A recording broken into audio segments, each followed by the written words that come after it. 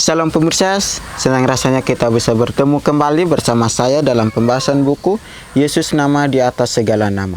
Buku ini ditulis oleh Nyonya Ellen G. White. Dalam tulisan lain, Yesus adalah Alfa dan Omega, pencipta langit dan bumi, pemberi setiap pemberian yang baik dan sempurna, dan pemikul beban besar kita.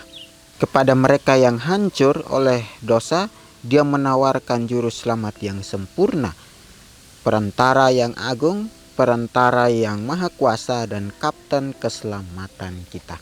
Ini adalah ajakan untuk kita masing-masing dimanapun kita berada. Dia selalu mengingatkan kepada kita bahwa kapten keselamatan kita, kapten yang maha kuasa, perantara yang agung, dan juru selamat yang sempurna, mengingatkan kepada kita untuk selalu datang kepadanya.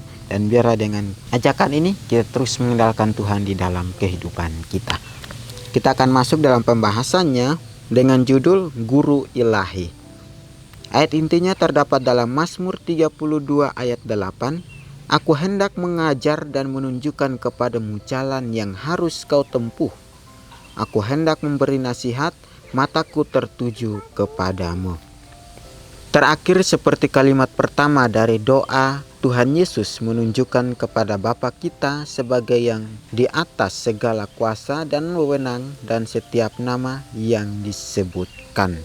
Juru selamat itu melihat tahun-tahun yang terbentang di hadapan murid-muridnya, bukan seperti yang telah mereka impikan, terhampar di sinar matahari kemakmuran dan kehormatan duniawi, tetapi gelap dengan badai kebencian manusia dan kemarahan setan.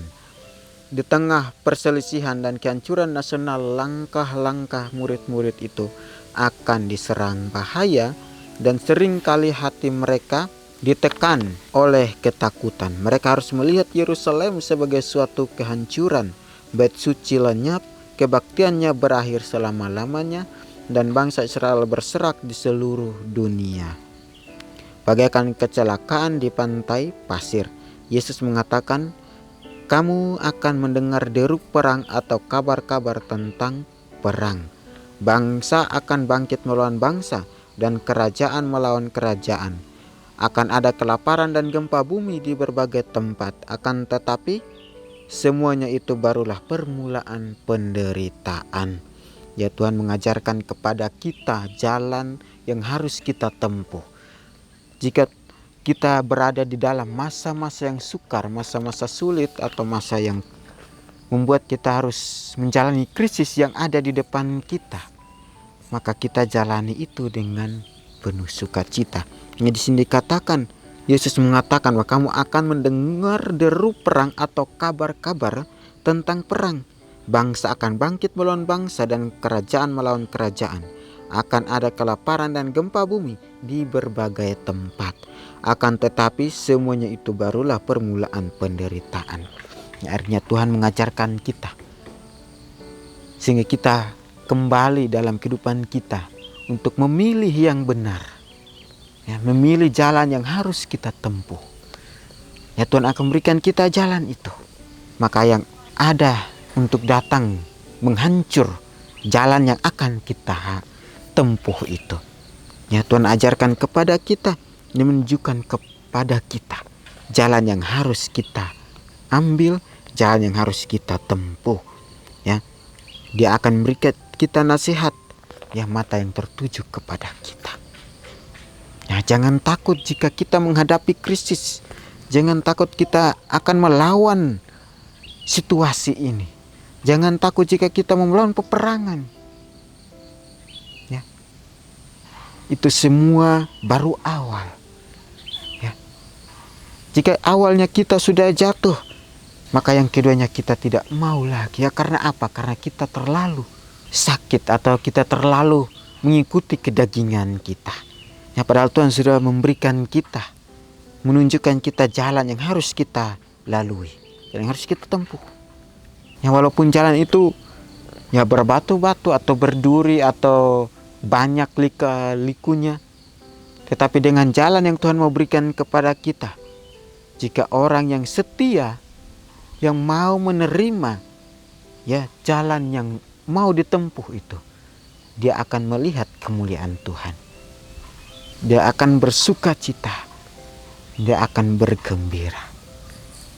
Karena dia percaya bahwa di balik semua penderitaan yang awal ini ada kesuksesan di akhir nanti. Ya. Kembali lagi dalam kehidupan kita, saudara-saudara. Misalnya saya sudah berada di jalan yang benar, tetapi jalan yang Tuhan mau berikan kepada saya tidak mau melakukan itu. Saya malah memilih jalan yang lain, yaitu kembali dalam kehidupan saya yang membuat saya jatuh, yang membuat saya jauh daripada Tuhan. Padahal Tuhan dia sudah yang memberikan saya jalan yang benar. Karena apa saya harus memilih jalan-jalan saya? Karena saya khawatir jika saya jalan dari jalan yang berbatu atau jalan yang berliku-liku itu saya tidak bisa. Ya, karena kaki saya akan lecet. Lebih baik saya pilih ini jalannya mulus. Tetapi jika kita mau pilih jalan yang berbatu, yang berduri ini, ada pengalaman yang harus kita ingat. Pengalaman hidup berjalan bersama dengan Kristus. Pengalaman yang membuat kita bangkit menjadi manusia yang baik. Pengalaman kita yang membuat kita maju terus tanpa melihat atau mendengar bisikan-bisikan lain. Untuk itu kita terus percaya kepada Tuhan. Walaupun sakit, walaupun lemas yang harus kita lakukan, capek yang harus kita jalani, tetapi inilah jalan-jalannya Tuhan. Tidak perlu heran saudara-saudara, karena kita sudah tahu arti dari yang Tuhan ingin untuk kita lakukan. Banyak dari kita orang-orang Kristen, kita mau berjalan bersama Tuhan, tetapi jika sudah berada di masa yang sulit itu, maka kita lari dari masa yang sulit itu. Karena apa? Karena kita tidak bisa melakukan itu. Artinya kita hanya bercakap-cakap, hanya omong-omong, bicara-bicara, teori-teorinya saja, tetapi kita tidak mau mempraktekkan itu. Nyata saya katakan, jika kita mau melewati jalan yang sulit itu, maka kita akan berhasil. Dari pengalaman itu kita dapat belajar lagi. Kesetiaan Tuhan itu kepada kita sangat luar biasa. Untuk itu biarlah kita terus menyerahkan kehidupan kita dan mengandalkan Dia di dalam kehidupan kita. Ya, namun para pengikut Kristus tidak boleh takut bahwa pengharapan mereka sudah hilang atau Allah telah meninggalkan dunia. Kuasa akan kemuliaan adalah miliknya, yang maksud besarnya akan terus bergerak tak terhalang menuju terwujudnya impian. Ya, di sini katakan bahwa namun para pengikut Kristus tidak boleh takut bahwa pengharapan mereka sudah hilang. Nah, kita tidak boleh takut dengan Kristus yang akan datang. Kita tidak boleh takut dengan impian kita akan hilang. Kita tidak boleh takut karena kita ada pengikut Kristus. Kita tentara Kristus, berdiri untuk melakukan pekerjaan Kristus. Dan dengan kita mau melakukan itu, dan dengan kita mau mengandalkan guru kita, maka kita akan bersama-sama walaupun kita masuk di dalam jalan yang sangat sulit. Dalam situasi yang membuat kita cenderung takut. Ya, semua katakan bahwa jangan takut. Tuhan saja katakan kepada kita, jangan takut. Mungkin sebagai manusia kita ketakutan karena kekhawatiran kita. Mungkin kita ketakutan ya karena jalannya tidak mulus. Kita takut karena kenyamanan kita akan diambil. Kita takut karena kebahagiaan kita akan diambil. Jangan takut. Jika Tuhan mengambil kebahagiaan kita, maka Dia akan berikan kebahagiaan itu juga nanti. Jadi kita tidak perlu khawatir, kita tidak perlu ragu, kita tidak perlu takut bersama dengan Tuhan. Ya, maju terus tanpa kita menyadari kita akan tembus juga, saudara-saudara. Maka dengarlah perkataan Tuhan.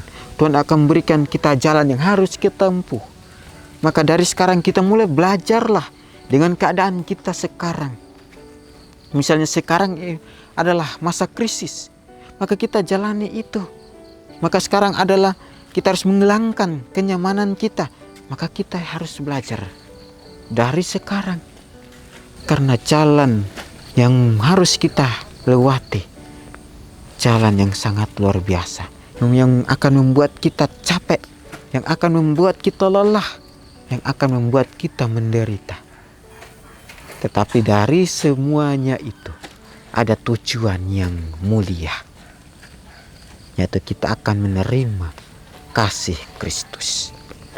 Ya, di sini juga dikatakan bahwa dalam doa yang menyebutkan kebutuhan mereka tiap hari, murid-murid Kristus diarahkan untuk melihat ke atas segala kuasa dan pemerintahan si jahat, kepada Tuhan Allah mereka yang kerajaannya menguasai semua, Bapa dan sahabat kekal mereka. Ya, artinya Tuhan punya kuasa yang lebih dari kuasa kita. Dia tahu ya masa yang akan kita lewati. Dia tahu bahwa krisis ini akan datang. Untuk dia mengajarkan kepada kita untuk selalu belajar. Ya, untuk melakukan yang terbaik. Melakukan apa yang dia inginkan. Dan biarlah dengan kesempatan yang Tuhan memberikan kepada kita, kita gunakan itu dengan sebaik-baiknya. Ya, kehancuran Yerusalem adalah satu lambang dari kehancuran terakhir yang akan melanda dunia. Nubuatan-nubuatan yang diterima sebagai bagian penggenapannya dengan jatuhnya Yerusalem mempunyai suatu penerapan yang lebih langsung kepada akhir zaman. Kini kita berdiri di ambang pintu peristiwa-peristiwa besar dan serius. Suatu krisis berada di depan kita, seperti yang belum pernah disaksikan dunia. Dan sungguh baik bagi kita, seperti kepada murid-murid pertama, datang jaminan bahwa kerajaan Allah memerintah semua. Program peristiwa-peristiwa mendatang berada di tangan pencipta kita. Raja surga memegang nasib bangsa-bangsa, begitu juga urusan gerejanya. Dalam kekuasaannya, guru ilahi itu sedang mengatakan kepada setiap wakil dalam penyelesaian rencana-rencananya. Sebagaimana ia katakan kepada Koresi, aku telah mempersenjatai engkau, sekalipun engkau tidak mengenal aku. Yesaya 45 ayat 5. Khotbah di atas bukit halaman 135, 136, 137. Renungkan lebih dalam. Betapa menghibur mengetahui bahwa Yesus melihat semua yang akan saya hadapi dalam hidup dan menawarkan saya kebijaksanaan dan kekuatan yang saya butuhkan untuk menghadapi setiap tantangan saya. Jadi di sini dikatakan bahwa suatu krisis berada di depan kita, seperti yang belum pernah disaksikan dunia. Tuhan sudah katakan kepada kita bahwa krisis akan ada di depan kita. Maka itu kita belajar dari sekarang. Setiap hari Tuhan memberikan kita nasihat yang baru, memberikan kita contoh yang baik lagi, memberikan kita hikmat. Jika krisis ini terus-menerus selama-lamanya, maka kita akan jalani itu. Jika kita punya iman yang sesungguhnya, maka kita akan melewati itu. Tuhan katakan kepada kita bahwa guru ilahi itu sedang mengatakan kepada setiap wakil dalam penyelesaian rencana-rencananya. Sebagaimana ia katakan kepada Koresi, aku telah mempersenjatai engkau, sekalipun engkau tidak mengenal aku. Sangat luar biasa perkataan Tuhan. Sekalipun engkau tidak mengenal aku, tapi aku sudah mempersenjatai engkau. Ya, artinya apa, saudara-saudara? Tuhan sedang mempersenjatai kita. Tuhan sedang mempersiapkan kita ya, untuk masuk ke dalam krisis itu. Tuhan sedang mempersiapkan kita untuk masuk di dalam dapur api yang membuat kita terbakar. Tetapi dengan kita mau terus percaya kepada Tuhan, kita akan melihat mujizat Tuhan, kita akan melihat kemuliaan Tuhan. Ya pemirsa, inilah nasihat firman Tuhan. Dan dengan firman ini kita dapat belajar lagi bagaimana kehidupan kita mau dituntun oleh Tuhan. Kita akan berjumpa lagi di kesempatan yang berikutnya dan Tuhan memberkati.